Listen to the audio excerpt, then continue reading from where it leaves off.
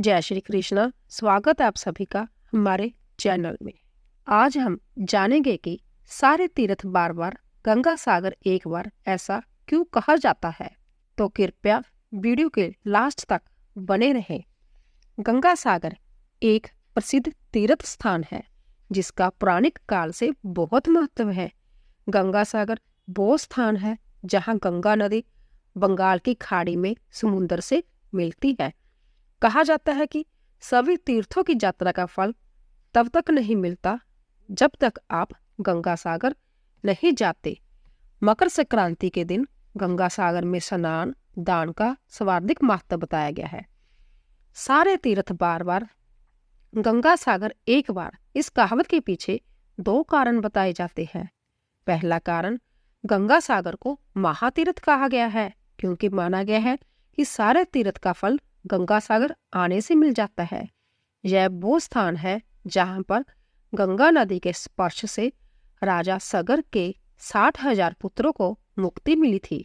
इसीलिए कई श्रद्धालु लोग जहां आकर अपने पितरों का श्राद्ध, तर्पण व पिंडदान करते हैं और पूर्वजों की मुक्ति की कामना करते हैं। इस कारण से लोग एक बार तो गंगा सागर की यात्रा जरूर करना चाहते हैं। इसीलिए कहा गया है कि सारे तीर्थ बार बार गंगा सागर एक बार। पुराणों में भी गंगा सागर में दान और स्नान को धार्मिक और आध्यात्मिक दृष्टि से काफी महत्वपूर्ण बताया गया है। दूसरा कारण, कोलकाता से गंगा सागर जाने के लिए पहले 86 किलोमीटर दूर काकद्वीप जाना होता है, जहां हार्बर पॉइंट से 3.5 किलोमीटर स्टीमर नाम के जरिए सागर द्वीप पहुंचते हैं। इसके बाद सागर द्वीप पर 32 किलोमीटर यात्रा करने बाद गंगा सागर तीर्थ आता है। पुराने समय में यह यात्रा काफी दुष्कर और कठिन थी। कई दिन की यात्रा करने के बाद लोग गंगा सागर पहुंच पाते थे। इसीलिए लोग दोबारा जाने की सोचते भी नहीं थे। इसीलिए लोग कहने लगे, सारे तीर्थ बार बार गंगा सागर एक बार। गंगा सागर की कहानी क्या है? रामायण की एक कथा के अनुसार अयोध्या के राजा सागर अश्वमेध यज्ञ कर रहे थे। उनके प्रताप से डरकर देवताओं के राजा इंद्र ने उनके यज्ञ का घोड़ा चुरा लिया और कपिल मुनि के आश्रम में जाकर बांध दिया। राजा सागर की दो रानियां थी, केशनी और सुमिति।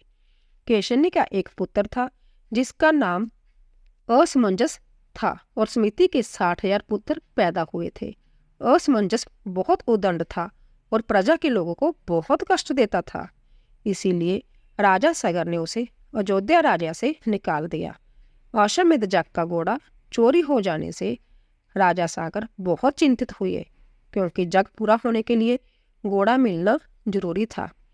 राजा सागर ने अपने 60,000 पुत्रों को घोड़ा खोजने के लिए भेजा।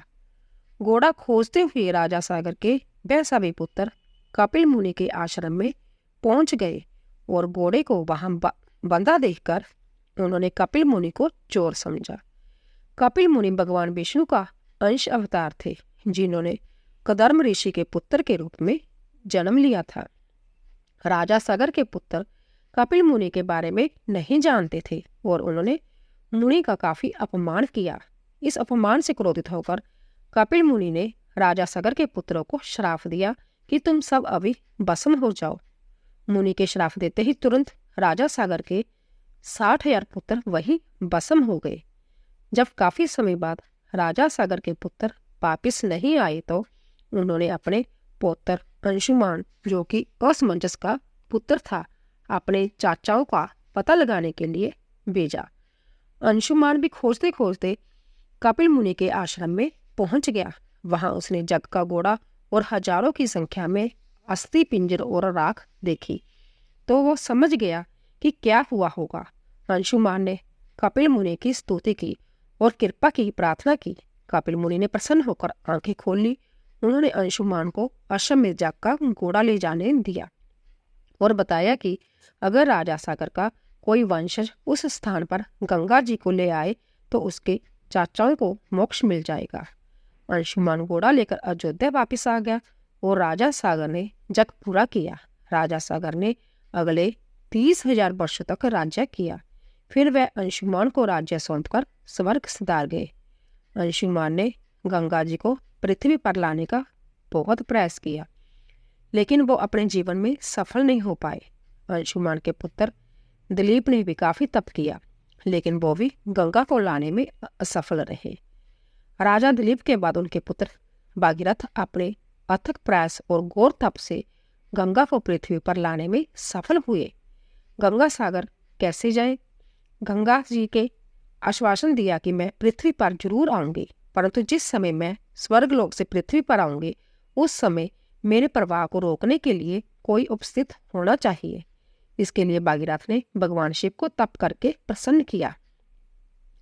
भगवान शिव ने स्वर्ग से आते हुए गंगा को अपनी जटाओं में धारण कर लिया और वहां से गंगा 7 धाराओं में भूमि पर उतरी।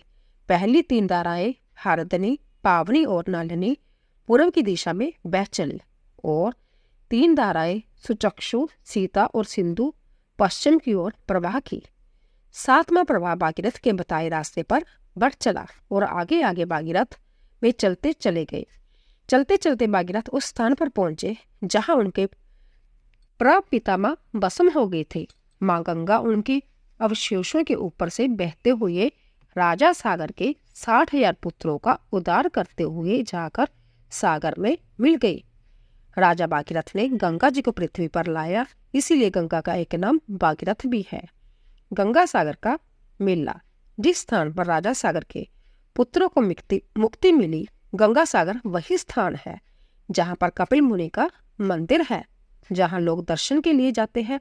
गंगा जी जिस दिन पृथ्वी पर अवतरित हुई थी वो मकर संक्रांति का दिन था।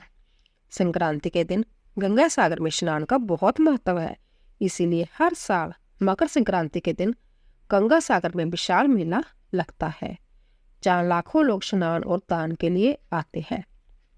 गंगा सागर का मेला 5 दिन तक चलता है। इस दौरान तीर्थयात्री लोग मुंडन, श्राद्ध, पिंडदान और समुद्र में पितरों को जल अर्पित करते हैं।